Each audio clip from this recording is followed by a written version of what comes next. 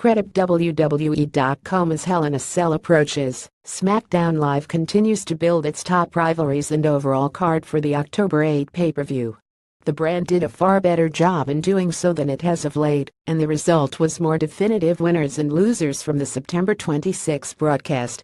The return of an underdog from the underground to relevance, the booking of the second Hell in a Cell match, a key loss for Miss Money in the Bank, and a disappointing defeat for a Perfect 10 headline Tuesday's show, and helped make the superstars in question the most talked about. For better or worse, winner Sami Zayn, even though he was pummeled by Kevin Owens late in their match, punished with a powerbomb onto the ring apron. Sami Zayn's presence on Tuesday's show reminded fans how engaging a performer the Montreal native is. Zayn kicked off the show, interrupting Owens and warning him about the past instances of him snapping and how poorly that typically turns out. After attacking Vince McMahon, Zayn said he sees Owens losing his grip on reality and worries about his family. The underdog from the underground spoke with conviction and added genuine emotion to the story. Despite his long rivalry with Owens, he was attempting to save the prizefighter from making any more mistakes or decisions that may adversely affect his life beyond the squared circle. Zayn is, at his core, an emotional performer who has the innate ability to convey his feelings and thoughts to the audience, one of his greatest attributes. He connects with them, and the result is the elevation of nearly every segment, match or vignette in which he is involved.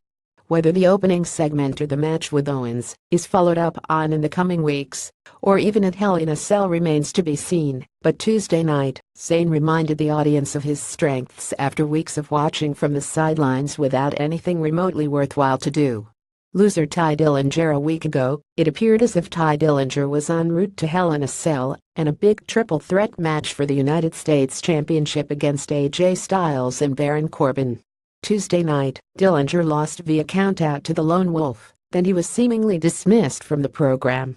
Styles and Corbin made it abundantly clear that their match on October 8 will be a singles bout for the U.S. title. Unfortunately, it appears as though Dillinger was utilized as a red herring, a television opponent for both Corbin and Styles in an attempt to cut down on repetitive matches and keep their impending pay-per-view bout relatively fresh. It is an old-school booking method and one that typically worked back in the 1980s and 90s. Still, it is disappointing that Dillinger will not be utilized at the pay-per-view given how much fans still clearly care about him and how hard he has worked in recent weeks. Even if he does not end up involved in the U.S. title match at Hell in a Cell, one can certainly hope his work in recent weeks earns him increased screen time in the near future.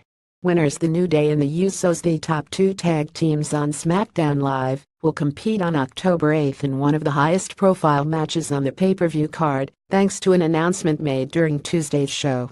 Moments after the Usos defeated the Hype Bros, they approached SmackDown Tag Team Champions The New Day at ringside.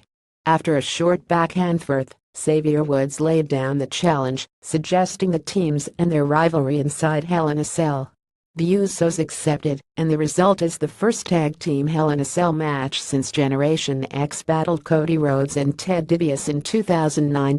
New Day and the Usos have delivered some of the best matches of the summer, even single-handedly saving Battleground from recognition of an all-time bad pay-per-view.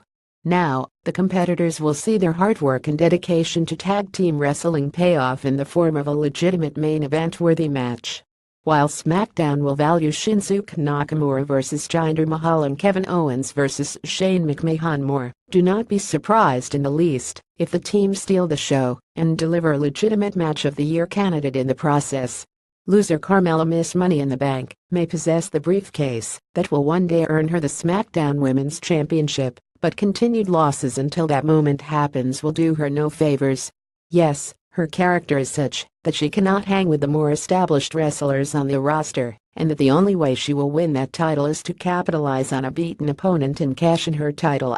That is solid heel booking, for sure, but at some point, she needs to build a little momentum for herself. Losing every week to the likes of Charlotte and Becky Lynch does not allow for that to happen. She needs a signature win before she cashes in her briefcase, or else the threat of a failed run is very real. Her character is not strong enough, nor is her resume, to overcome lackluster booking. That has to change, or SmackDown Live will lose its greatest chance at a heel capable of carrying the division on her back.